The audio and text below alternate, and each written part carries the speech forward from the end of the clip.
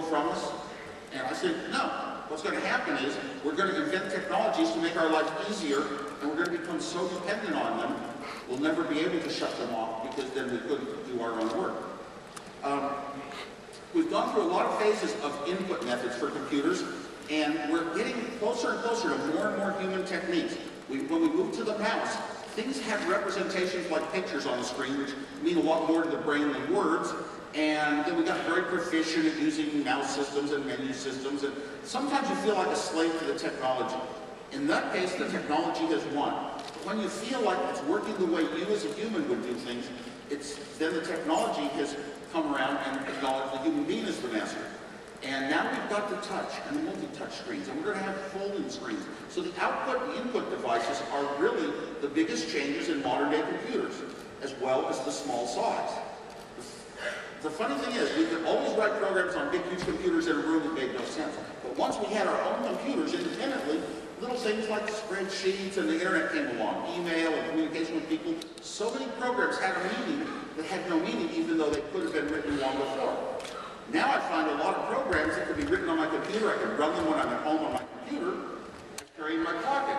And all of a sudden, a lot of programs that are very simple have opened up the world to young people in college and high school, the most important years of my own technology development period, to have their own companies writing apps for the smartphones. And these apps all of a sudden have a meaning because now I've got a program I can use almost anywhere I am, and it means a lot more to me. It's a lot more valuable than a program that I can only use when I'm at home by the computer. In the future, I really think we're going to get closer and closer to the way humans interact with each other. And speaking to phones, speaking to computer devices is going to become much more natural. When you speak in many different ways for the same meaning. Robust. You don't have to follow a very strict set of rules. I don't like to follow procedures. I don't like to find a certain app, click a certain button, click into a field and type something. I don't like to do that. When I can think out the idea of what I want done, I just want to say it. Navigate to Joe's Diner in Los Gatos, California. And I wanted to do it. And whatever way I think of saying something, it ought to understand me. We're getting closer and closer and closer in this voice recognition area, so I think that's the big future. Well, I'm going to invite Alexander out now, and we're going to have a little discussion in front of you, because Alexander has a lot of questions, and later on we'll have microphones in the audience. So please, we're going to have to make this kind of natural. Thank you very much.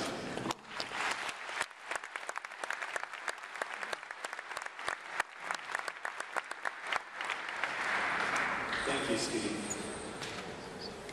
I got my iPad here just to show some pictures. Because...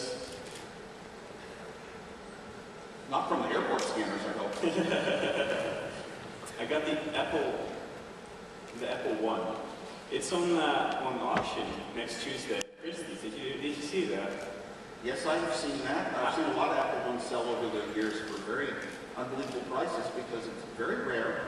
And it really was that first, the formula, when people looked over the shoulder, you saw so few chips on a board doing an entire computer job, running a programming language.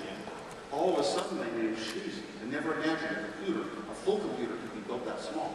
Because just to be clear, when people bought this, you sold 50 of them, right? No, we actually sold about 150. All right. But there might be 50 in existence, they estimate. I don't know how many are in existence. Some came back when we came out with the Apple II. We gave people money back to trade in their Apple Ones because we weren't going to be able to support it. We didn't want to support it in the future.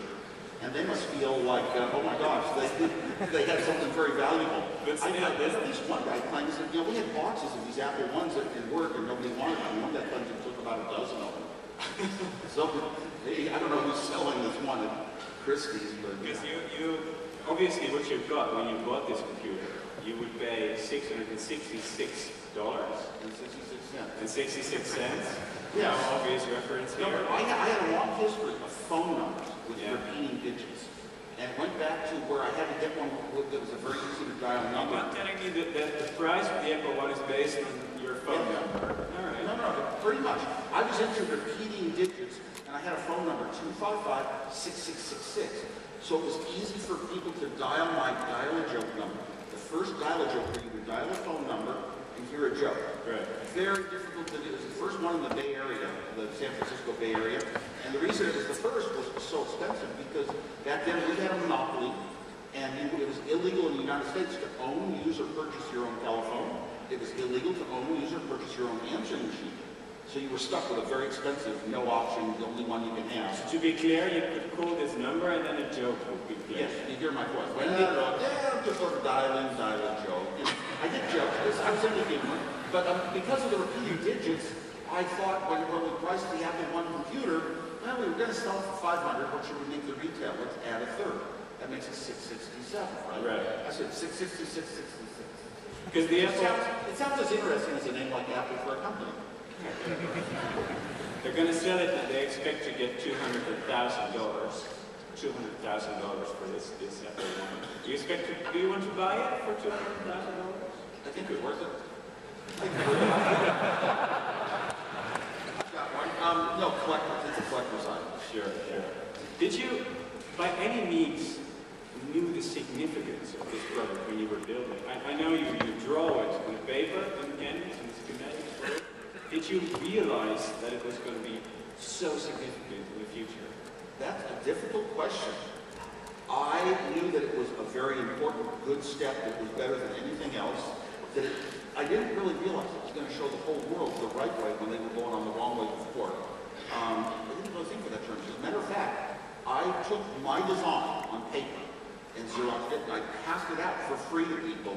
Build your own. Here's how you build a computer. It's easy. It's so few parts you can all build it. I passed it out at my club for free. No copyright notices, no nothing. I mean, Apple doesn't even own it. Really? Oh yeah, Until now. it was installed in the public domain before Steve Jobs came and said, let's start a company. and the company was only going to sell a PC board for $40. Eventually, they sold complete boards. But we had no money. We had no savings accounts. We were in our young 20s. You know, so many people in this room might think, oh my God, the world's beyond me because I don't have finances. We didn't have anybody that could loan us money, like relatives. Every step we took, we just took the one step, the large step we could possibly do with the little amount we had. Because in a couple of years, you went from the Apple I, which was still just 3 months actually. Actually, the Apple I was not designed as a computer. No. It was already designed as a terminal that I could talk to computers across the country. Right. I was a Superman. It was the forerunner of today's internet. It was in the United States. It was sponsored by the military. It was called the ARPANET. And it sort of inspired today's internet. And I could talk to a computer in Boston, and the computer could play chess on my TV set. I had it displayed on the TV set. I got this idea. Why don't I add my own little microprocessor and some memory right here, and I'll make this my computer that I'm talking to. So it was a quick hack job. I modified the existing thing I had designed. And every time I designed something, Steve Jobs found a way to sell it. So I modified it into this little computer of its own. But within 3 months, I really sat down and said, I'm going to design a computer from scratch. And the important thing was I had an idea in my head of how to do color with a $1 chip instead of $1,000 like it normally cost back then. And that was the Apple II was just totally amazing. Because it was the half first... as many chips, 10 times the computer, 1,000 times faster, and it was color and graphics on a screen. You would type a number into memory, and a blue square would pop up on the TV set.